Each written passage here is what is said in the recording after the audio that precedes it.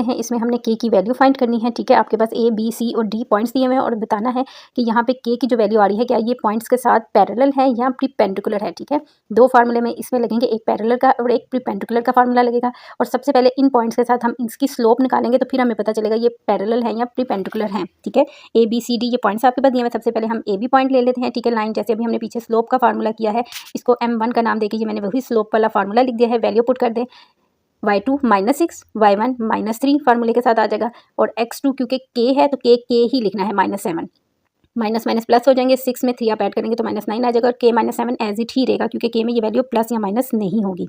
अब C और D जो दूसरी उसने दो वैल्यू दी हुई है हमारे पास, C और D ले लेते हैं, इसको M2 का नाम देते हैं। फार्मूले में वैल्यूज पुट कर दें, 4 और 5 पुट कर दें अब यहाँ पे। ठीक है, और नीचे आ जाएगा -6 -4 और फार्मूले का माइनस भी, और इसको आपने ब्रैकेट में कर लेना है।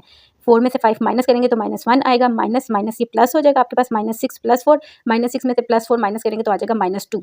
माइनस और माइनस ऊपर भी है नीचे भी है, इनकी कटिंग हो जाएगी तो आपके पास बच जाएगा M2 1/2। M1 की वैल्यू हमारे पास आ गई थी ये वाली। ठीक है, और M2 की वैल्यू हमारे पास आई है 1/2। अब हम देखते हैं कि ये जो पॉइंट्स दिए हैं ये एक दूसरे के पैरेलल हैं या परपेंडिकुलर हैं। पैरेलल का फार्मूला है हमारे पास M1 = M2 की जो लाइन M1 है वही लाइन M2 भी होनी चाहिए, दोनों एक दूसरे के इक्वल होनी चाहिए। तो M1 की जो वैल्यू अभी हमने निकाली थी -9/k - 7 = M2 की वैल्यू 1/2 लगा दी। क्रॉस मल्टीप्लिकेशन कर लेते हैं, -9 जो सही आपका 2 से मल्टीप्लाई हो रहा है। ठीक है, -9 2 से और k - 1 7 से मल्टीप्लाई हो रहा है। k को 1 7 से जब मल्टीप्लाई करेंगे एज इट ही रहेगा, -9 को 2 से मल्टीप्लाई कर दें। k - 7 = 9 to the 18 -18, -7 उधर जाके प्लस हो जाएगा, -18 में 7 प्लस करेंगे तो आप -11 आएगा आपके पास। k = -11 क्योंकि निशान बड़ी रकम का आता है इसलिए 18 का माइनस का निशान 11 के साथ आएगा।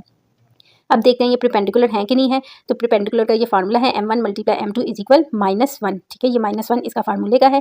M1 M2 ये आपस में दोनों मल्टीप्लाई हो रहे हैं और ये -1 इसका इक्वल के बाद आ जाएगा। वैल्यू पुट कर दें, M1 की वैल्यू M2 की वैल्यू, और क्योंकि ऊपर वाली वैल्यू ऊपर से मल्टीप्लाई हो जाएगी, -9 को आपने 1 से मल्टीप्लाई कर देना, k - 7 को आपने 2 से मल्टीप्लाई करना है।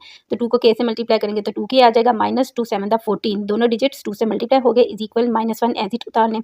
अब ये आपके पास आ गया, इसके नीचे भी 1 सपोज कर लेते हैं। ठीक है, -1 के नीचे 1 सपोज करके इसको -1 से मल्टीप्लाई कर दें 2k - 14 को, तो माइनस की वजह से निशान भी चेंज हो जाएगा और -9 भी 1 से मल्टीप्लाई हो जाएगा।